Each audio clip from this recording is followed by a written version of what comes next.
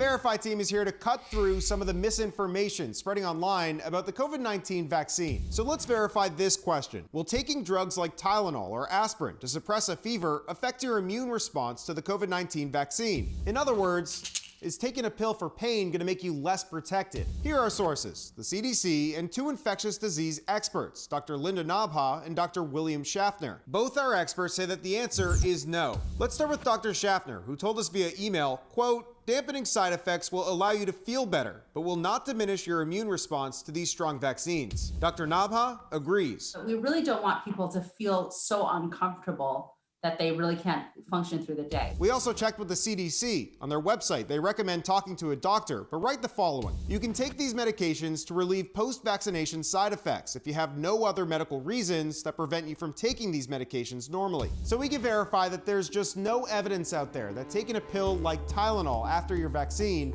is going to impact your immune response after getting that shot. With your Verify, I'm Evan Kozlov.